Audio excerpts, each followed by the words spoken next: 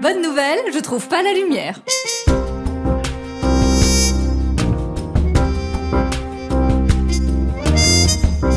Tout ne s'est pas passé comme prévu pour la vigile pascale. Bah qu'est-ce que c'est que cette tenue, ma voisine? Bah je me suis habillée pour le rôle. En vigile. La vigile pascale. C'est moi. On peut faire des blagues, nous aussi, quand même. Vous allez rester habillée en... Oui. Tout le... Bon.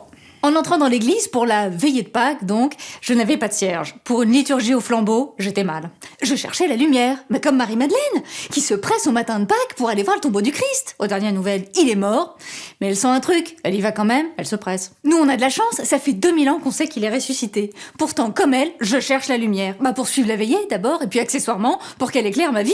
Heureusement, le veilleur veillait. J'étais en train de changer la veilleuse du tabernacle quand je vous ai vu. On voit toujours mieux près de Jésus. Mais justement, je le cherche. Enfin, je cherche sa lumière de ressuscité. Vous l'auriez pas vu? Commencez avec ça. Jésus. Jésus. Jésus. Jésus. Jésus. J'ai plus de lumière. À défaut de trouver la lumière du Christ, je suis tombée sur la chirurgienne de la prière, la moniale. Vous ne voyez pas sa lumière, pourtant elle est sur vous. Vous êtes sûr? Moi je vois rien. Depuis combien de temps vous ne vous êtes pas réconcilié avec le Père? C'est-à-dire que j'ai pas eu le temps d'aller me confesser. C'était la course avant Pâques. Allez vite nettoyer la vitre de votre château intérieur. Elle est toute sale. La bonne nouvelle, c'est que le soleil ne cesse jamais de briller sur vous. Que la vitre soit claire ou non. Deo gratias. Et ça, c'est la miséricorde de Dieu. Je vous laisse entre les mains de mon collègue. C'est lui qui est le détergent. Pour la vitre. Vous êtes pardonné. Signature. J'ai retrouvé la lumière, mais quand j'ai passé le feu de mon cierge aux autres pendant la veillée de Pâques, je me suis rendu compte que je savais pas comment transmettre celui de la résurrection. Non, parce que la lumière, c'est beau, mais si ça n'éclaire que soi, ça n'a aucun intérêt. Qu'est-ce que c'est, ça? Mais ça, c'est parce que vous êtes pas vigilante. Pascal. Vigile, Pascal. C'est-à-dire, vous êtes la lumière du monde. Matthieu 5. C'est de la part de mon ange gardien, parce qu'apparemment, vous répondez pas aux vôtres. Pourtant, vous en envoyez des plumes. Écoutez, elle sait. Ah bah oui, en effet. Il vous fait dire que la lumière du ressuscité est dans vous comme en chacun, et que pour la passer, il suffit de mettre vos talents à son service. Quoi donc?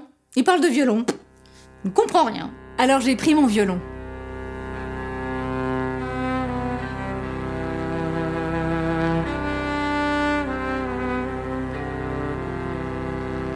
Quand le Christ ressuscite, personne n'y assiste, il le fait en secret. C'est après qu'il se montre aux autres. Comme vous avec votre violon. Vous travaillez dans le secret, et quand la partition est belle dans vos mains, vous la jouez pour les autres. Vous veillez sur la beauté pour qu'elle rayonne et qu'elle touche les cœurs. La lumière du ressuscité, c'est pareil. Vous veillez sur elle dans le secret du cœur, par les sacrements et la prière. Et lorsque vous prenez conscience que la lumière brille en vous, bonne nouvelle, elle brille déjà pour les autres.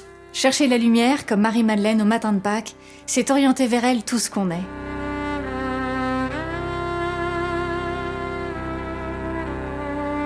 La vitre laisse passer les rayons, le cœur s'ouvre à leur chaleur, et celui qu'on cherche se découvre. Alors que je joue du violon pour le ressusciter, je peux devenir son instrument.